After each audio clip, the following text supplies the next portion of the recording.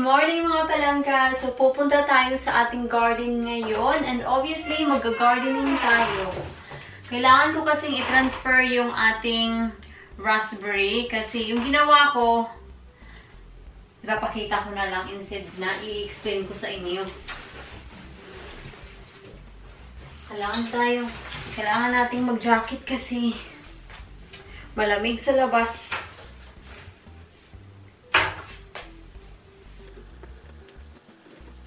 Ito talaga yung jacket na sinusuot ko pag nagtatrabaho.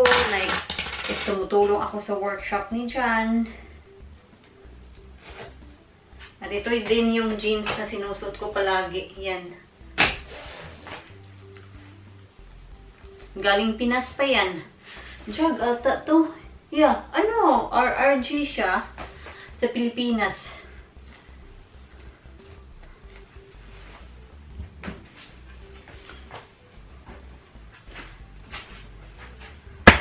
Kailangan nating magsuot ng Wellingtons. There you go. Si Mr. busy sa workshop niya. Hala, nako. Tingnan nyo. Galing sa Willis ko. May mga soil na nahuhulog. I'll clean that later. Nice day today. At least, ngayon, yung sky sobrang clear. Matagal-tagal din, mga 2 days. Yung weather sobrang depressing.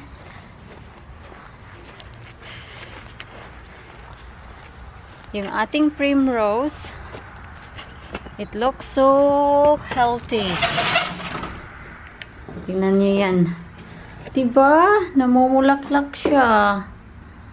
Ang ganda niya. Kay mother-in-law, sabi niya namatay yung sa kanya. Kasi bumili kasi ako, 4 ba yun? I think 4 ata yun or 5. I don't know. But binigyan ko si mother-in-law at namatay yung sa kanya. Sabi niya sa akin na I have a green hands daw. Yun yung sabi niya sa akin. Oh, somebody is here mga palangga. Hindi ko alam kung sino, pero may bisita or customer ata.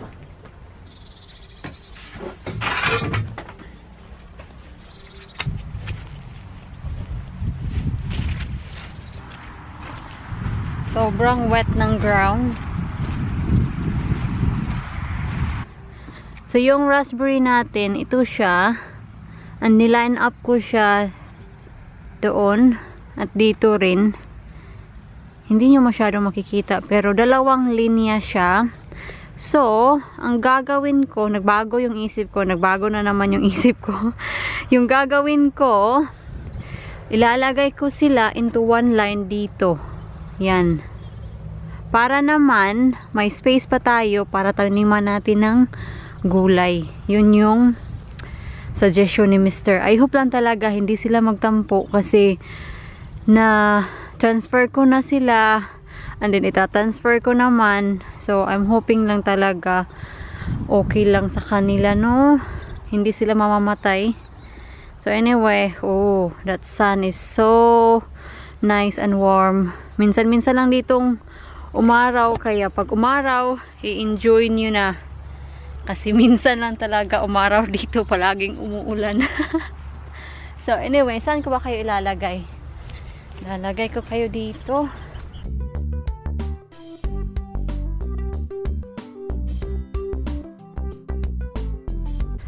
Have you got dogs in there? Mr. is here, just watching me. Have you had the Scooby-Doos in there? No, I haven't. Have you seen footprints all over the block? Probably last week when we checked the rhubarb. When I checked, no, we with the girls. What you need to do, once that's growing and it gets to a reasonable size, you need to start harvesting it and having things. You just keep growing and growing, you see. Yeah. Look. It's coming on nicely.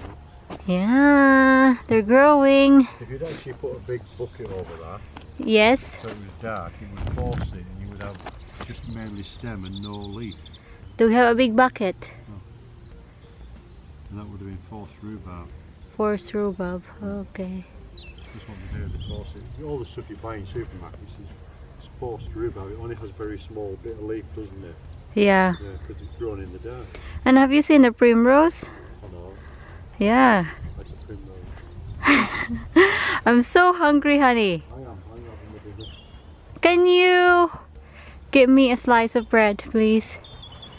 Just out. Let it defrost. Okay? Thank you. Hello, Phoebe. Hello, Fipa. Tapos sa kanilang dinner.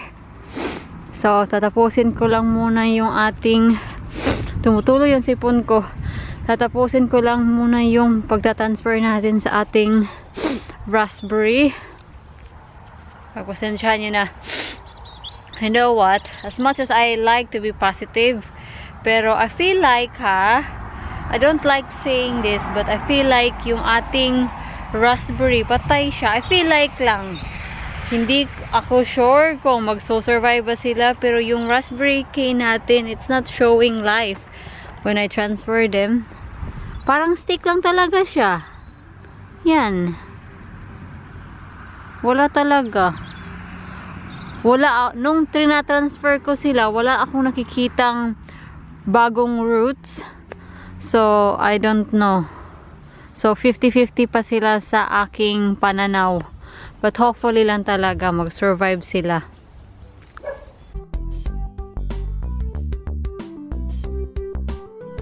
Tapos na rin sa wakas.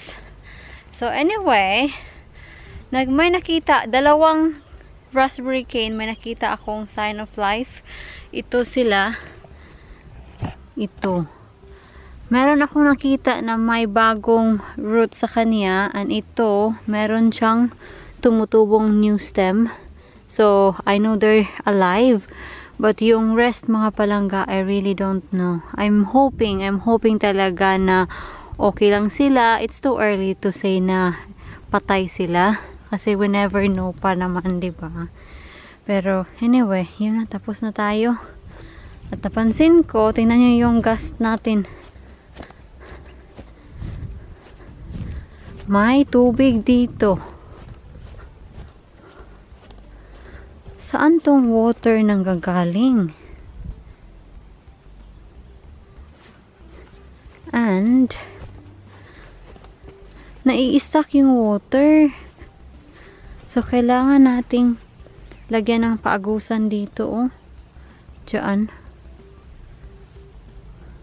Kasi ayaw nating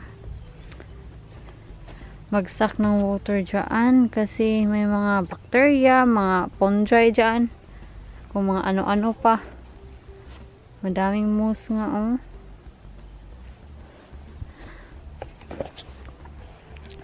Anyway, papasok na ako kasi gutom na talaga ako. I can see Mr. He's still preparing his lunch. Kailangan nating i-turn on yung tap. Kasi kailangan nating maghugas ng ay, naku naman. Ang tigas. Ang hirap. Ala, hindi ko talaga kaya.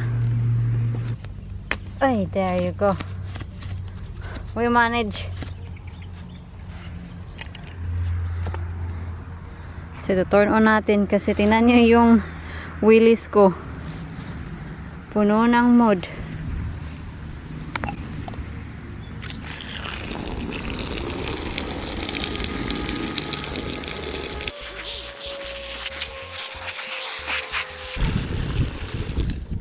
Oh my goodness. Tapos na. Nalinisan ko na siya. But I don't know what's the bottom look like.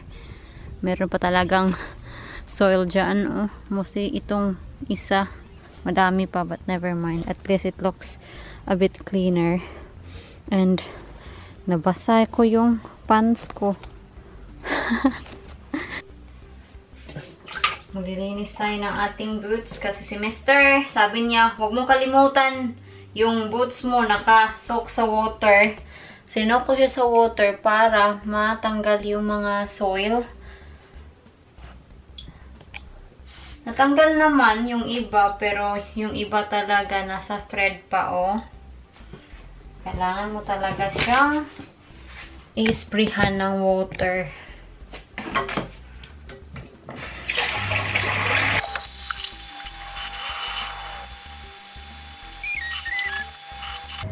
Ang nangyayari kasi, pag hindi ko siya nilinisan, pag hindi ko tinanggal yung mga soil dito sa thread, ang mga nangyayari sa kanya, they will dried up, and then, pag ginamit mo next time, tulad kanina, nangyari kanina, nag-dried up yung soil, and then, pag ginamit mo, yung mga soil sa walis mo, natatanggal. At ayun, it will left a mess on the floor. Kasi na nga, natatanggal yung mga soil pag naglalakad ka. Akala ko tapos na ako dito. Hindi pa pala kasi mag-hand wash ako sa jumper ni Mr. Kaya ayaw na ayaw ko pag ito yung sinusuot ni Mr. Kasi which means nag-hand wash ako at sobrang thick niya and hindi siya pwede ilagay sa washing machine para i-spin. Kailangan talaga isampay sa labas. So, ngayon is a perfect timing kasi maganda yung water. Hindi siya matutuyo, pero at least ma-drain siya ba.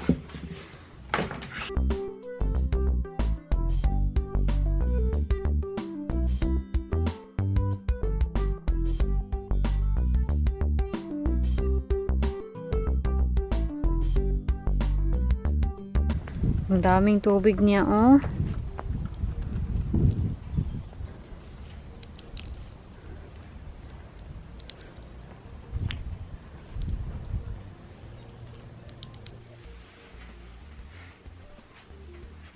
Wala akong trabaho ngayon. Sinukat ko lang siya kasi in a couple of months, mag-change na kami ng green uniform. Ito yung bagong uniform ko. Same lang siya sa old green uniform ko. And, sinuot ko siya kasi kailangan ko siyang i-alter. Itong green uniform na to, itong bago, mas medyo maliit siya kaysa sa old green uniform ko. Pero, malaki pa din siya sa akin. So, ang gagawin ko ngayon is mag-a-alter tayo. We will try our best. So, I need to cut. Yan. At dito rin, oh, kasi medyo malaki, diba, yung sleeves.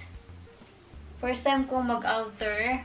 Marunong ako magtahi, pero mag-alter, first time ko pa talaga to. So, ito yung before mga palangga. Ewan ko kung ipifilm ko ba while I am altering this. Let's see.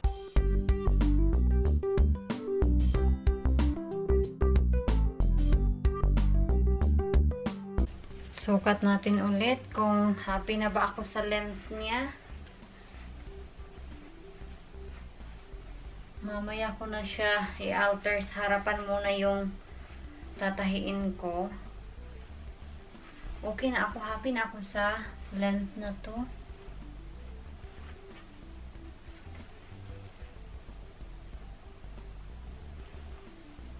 Magsisimula na sana akong manahi. Pero, na-realize ko, wala tayong sinulid na magkasing kulay sa uniform ko.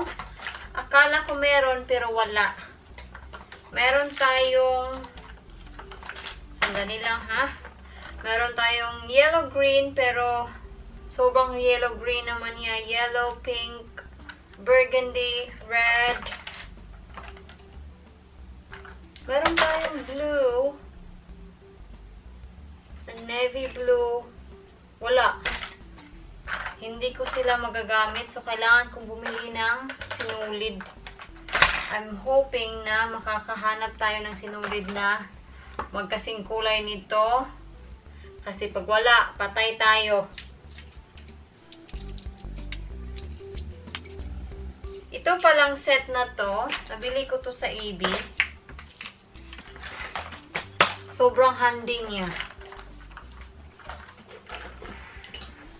Ipapakita ko na lang sa inyo yung old uniform ko. Ito yung uniform ko. Yeah. Same lang talaga sila. Pero ito, mas malaki pa to compare dyan. Pero yung dalawang old uniform ko and new uniform, malaki pa din talaga sila sa akin. Kaya, kailangan ko pa din silang i-alter. Ang pinakamaliit na size kasi na makakuha sa company na pinagbibilhan nila, size 8 lang talaga. So, wala.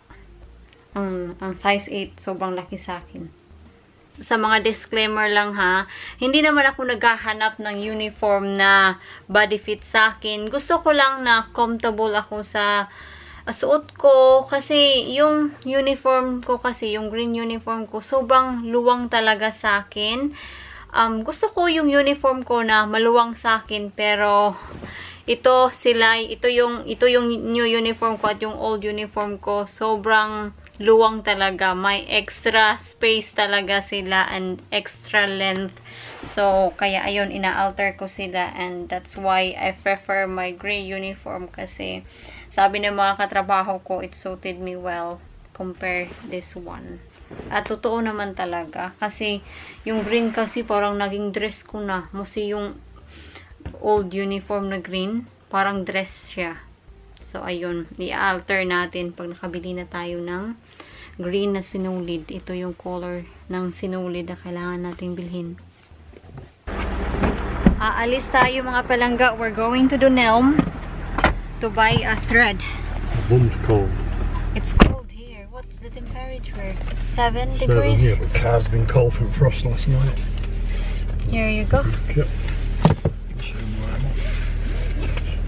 I'll get you sweating in a minute or two. Hello, mister. Hello, Mrs. I want to ask you a question. What question? Ah, Oh. do not pull. You need to fix. I know. What question? Will you? Huh? Will you Will I be my be my Valentine's? date? No, Valentine's. Of course. Okay then. Just checking. See whether she still likes me or not. Yeah, it's so sad because 1st of February we met in person, and then it's like 15th. 15th, yeah. Yeah, 15th you left. We had Valentine's evening Yeah. day together, didn't we? Mm. Because I remember we went into where is it? What's it called? Shopping centre. Ayala? Yala. Yeah. Yeah. And I bought you a necklace with With a heart. 2 rings on it, does it not? No, a heart and a ring together. Yeah. Okay. Yeah. And I remember all the big red balloons everywhere and big red teddy bears and things, wasn't there? Do you remember? Yeah. I Honey! remember. Yes. Car. It's a car. It said. Yeah, and then on 15th, John needs to go back to UK. We need to be Well, I didn't want long to stay distance. too long, just in case you didn't like me. Oh, I didn't like you. You could tell. Like, we could tell. 5 years down the line. I could Yeah, tell. 5 years together, but we know each other for 6 years. Is it? Yeah, because Oh, yeah. Yeah, we met each 14. other 2014, and then we met in person No, we did, didn't we? 2015. God, doesn't time flow? Yeah. Crazy, isn't it? So that's our story. Oh yeah, because I was 25 when I met you. I remember. Oh dear. Now I'm 31. You're 31 now. If only.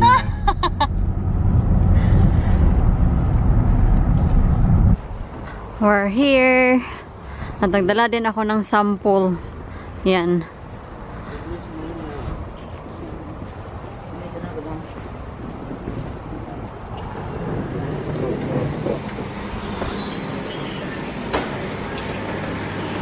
Ang ganda ng bed.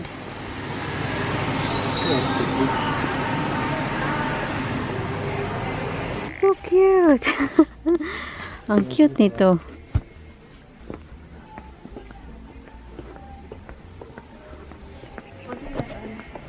Wala tayong masyadong time ngayon to have a look around. Close. Where's your material? Here. No.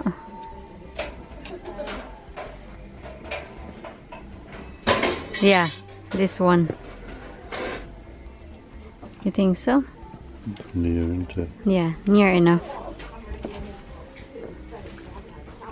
Good job talaga na nagdala ako ng sample. Good job your husband knows what he's doing, innit? Don't say that. He knew exactly where to take you to get the exact thing. Yeah, kasi sobrang daming With all option, my color. years of sewing. Yeah, so we can continue our altering session. What do you mean our altering session? No, yours, not mine.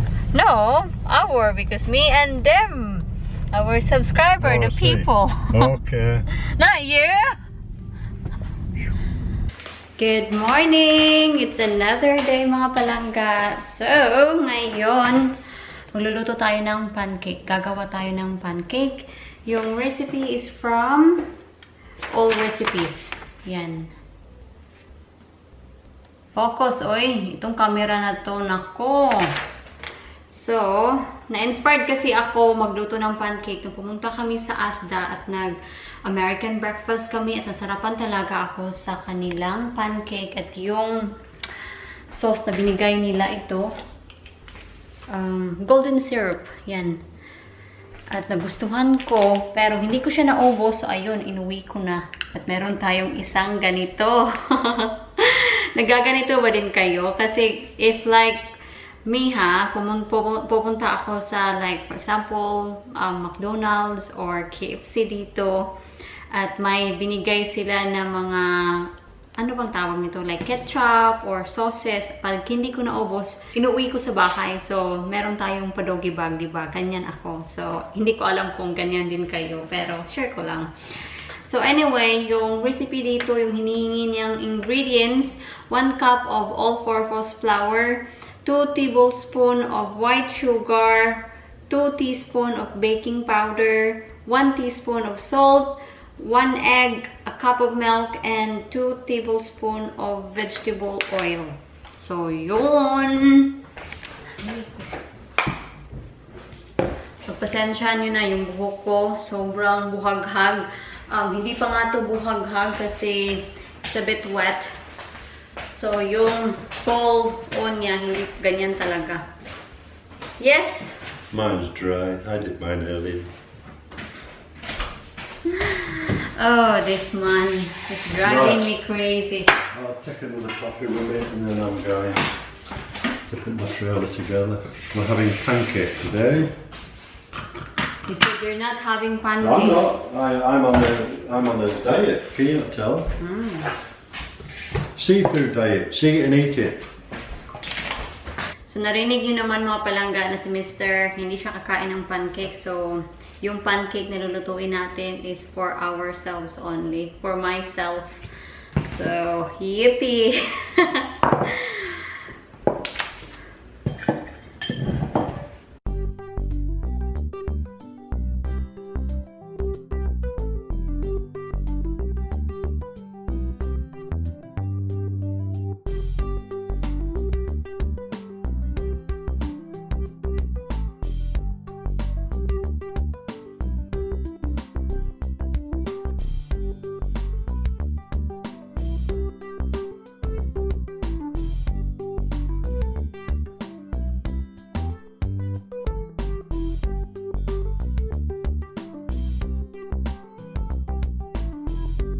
So, ito na yung breakfast natin. Pancake, meron tayong banana, Nutella, and itong golden syrup, and coffee. Hindi yan mawawala. So, kain muna ako mga palangga, and I'll see you on my next vlog, and bye! Mwah! Mwah!